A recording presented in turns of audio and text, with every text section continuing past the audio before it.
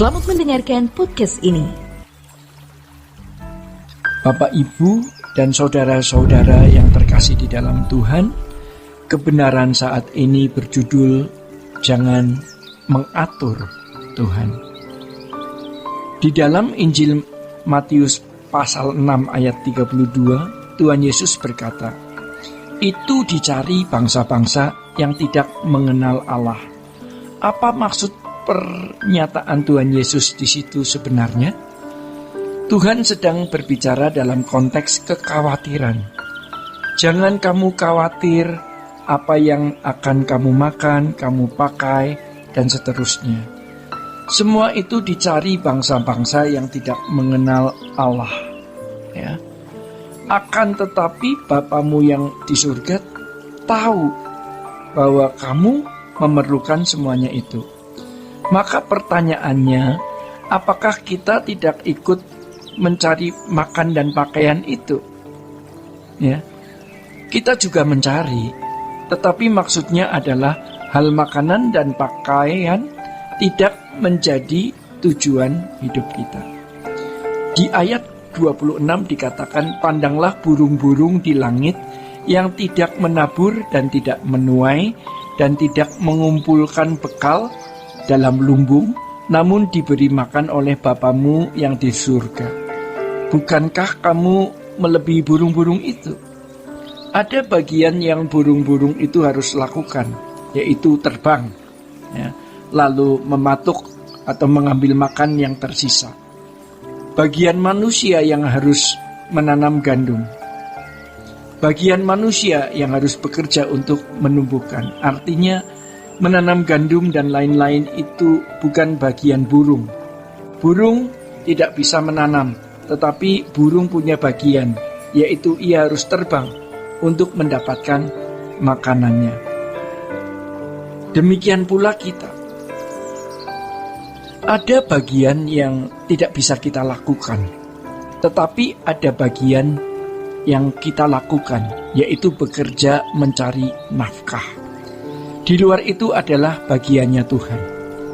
Bagian kita adalah berusaha memasukkan lamaran pada berbagai pekerjaan, mencoba usaha kecil baru, mencari peluang untuk berbisnis, dan sebagainya. Bagi yang punya bisnis, membuka kantor, memiliki hubungan dengan luar negeri, impor, ekspor, dan lain sebagainya, itu adalah bagian kita. Tetapi memang ada bagian-bagian yang tidak bisa kita penuhi atau tidak bisa kita lakukan, dan kita percaya itu bagian Tuhan.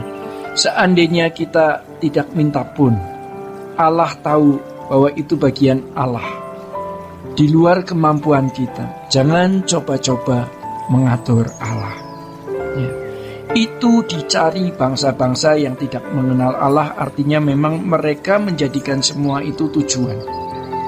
Berbeda dengan kita sebagai orang percaya. Di ayat 33 dikatakan, "Carilah dahulu kerajaan Allah dan kebenarannya, maka semuanya itu akan ditambahkan kepadamu." Banyak orang Kristen yang salah melangkah. Jika mereka berdoa, mereka hendak mengatur Tuhan dengan doanya. Seperti misalnya, "Tuhan tolonglah supaya usaha ini jadi begini, jadi begitu. Tuhan tolonglah supaya rumah ini jangan disita. Tuhan tolonglah supaya begini, begitu." Sebenarnya kita tidak perlu mengatur Tuhan begitu rupa.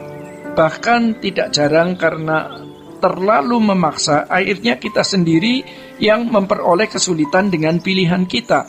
Misalnya karena kita terlalu berambisi untuk masuk dalam kantor pemerintahan tertentu, kemudian kita tergoda untuk korupsi, lalu masuk penjara. Di situ kita akan terlibat dalam skandal perselingkuhan dan lain-lain. Di situ akan bertemu orang jahat yang akan mencelakai atau mencederai kita. Tuhan tahu itu di luar kemampuan kita. Maka tidak jarang Tuhan seolah mengabaikan doa kita, ya. Sebab Ia tahu bahwa itu membahayakan kita. Oleh karenanya tidak perlu mengatur dan memaksa Tuhan memenuhi keinginan kita.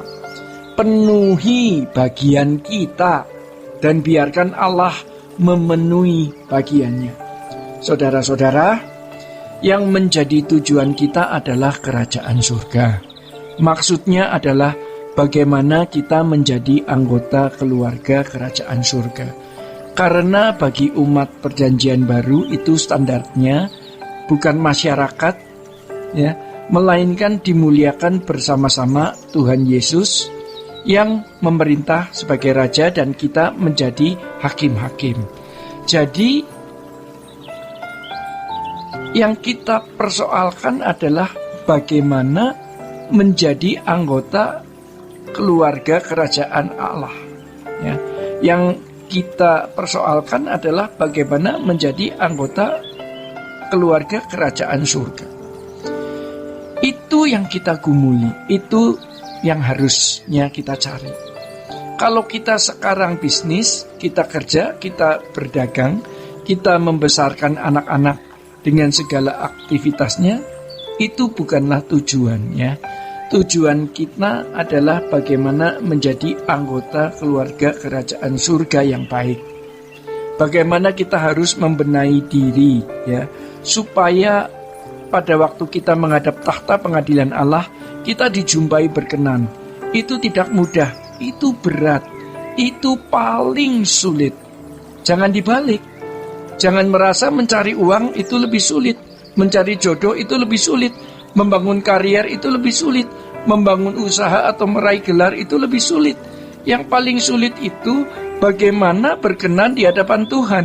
Maka yang lain tidak usah dimohon juga. Allah akan memenuhi bagiannya. Di luar kemampuan kita, Allah akan memenuhinya. Kita punya bagian. Allah juga memiliki bagian yang tidak bisa kita lakukan. Jadi, jangan mengatur Tuhan. Sekarang mari kita penuhi bagian kita. Bekerja dengan rajin dan giat, menjaga pola hidup, pola makan yang baik, itu bagian kita. Di luar itu, Tuhan yang bertanggung jawab. Jangan sampai kita malas dan sembarangan dengan pola hidup, pola makan. Sebab nanti kita akan menuai apa yang kita tabur. Lakukanlah sebaik-baiknya apa yang menjadi bagian kita. Allah akan melakukan sebaik-baiknya dan sempurna apa yang menjadi bagiannya.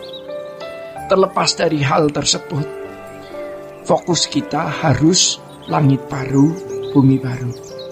Bagaimana menjadi anak-anak Allah yang berkenan di hadapan Tuhan. Saudara-saudara, demikian kebenaran saat ini. Tuhan Yesus memberkati. Sola Gracia.